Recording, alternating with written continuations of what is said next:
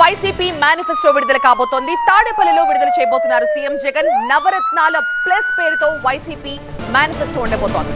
అన్ని వర్గాలను ఆకర్షించేలాగా ఈ మేనిఫెస్టో రూపకల్పన జరుగుతోంది. విద్య, వైద్యం, వ్యవసాయ రంగాలకు అత్యధిక ప్రాధాన్యం ఉండబోతోంది.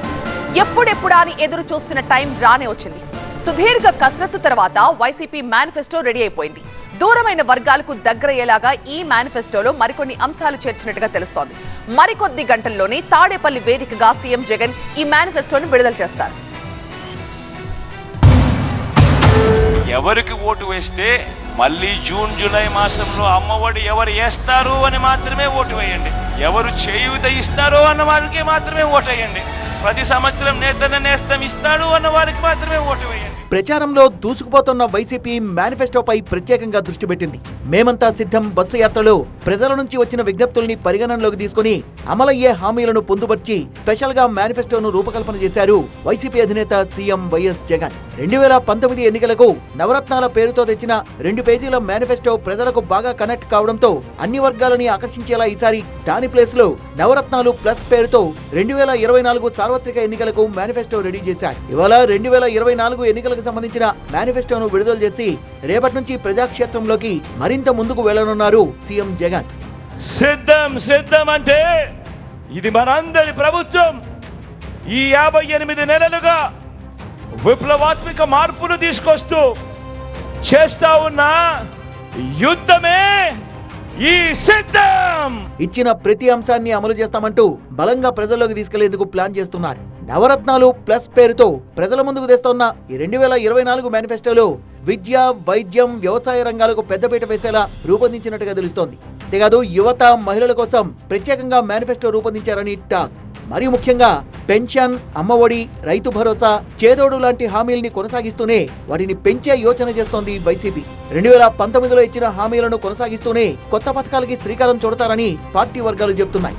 డ్వాక్రా మహిళలకు సంబంధించి రుణాలపై వడ్డీ మాఫీ పైన సీఎం జగన్ ఫోకస్ పెట్టినట్టుగా తెలుస్తోంది. యువత కోసం ప్రత్యేకంగా సీఎం జగన్మోహన్ రెడ్డి మేనిఫెస్టోలో ప్రస్తావించినట్లు టాక్. గ్రాడ్యుయేషన్ పూర్తయిన ప్రతి ఒక్కరికి నిరుద్యోగ భృతితో పాటు స్కిల్ ట్రైనింగ్ సెంటర్స్ ద్వారా ఉపాధి కల్పించేలా సరికొత్త పథకానికి శ్రీకారం చుట్టనున్నట్టు తెలుస్తోంది. ఉద్యోగ, ఉపాధి అవకాశాల విషయంలో యువత పార్టీకి, ప్రభుత్వానికి దూరంగా ఉన్నారని భావించిన సీఎం జగన్ ఉపాధి మార్గాలపై దృష్టి సారించేలా వారి కోసం ప్రత్యేకంగా ఓ పథకాన్ని ప్రవేశపెట్టనున్నారని టాక్. వారితో పాటే వ్యాపార వర్గాలకు ప్రాధాన్యత ఇస్తూ మేనిఫెస్టో సిద్ధం చేశారు సీఎం జగన్.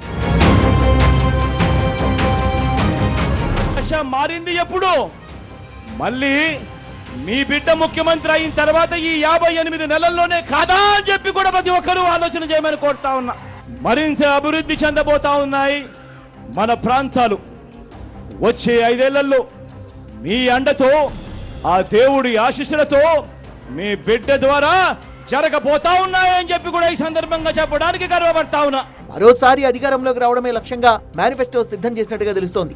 2014 కూటమి మేనిఫెస్టోపై ప్రతి సభలో విమర్శలు చేస్తూనే మేనిఫెస్టోను వెబ్సైట్ నుంచి తొలగించిన అంశాన్ని పదే పదే ప్రస్తావిస్తున్నారు జగన్.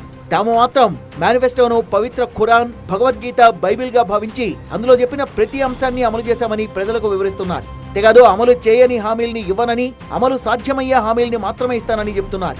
మేనిఫెస్టో ఎప్పుడో రెడీ అయింది, ఉగాదికే విడుదల చేయాలని భావించారు.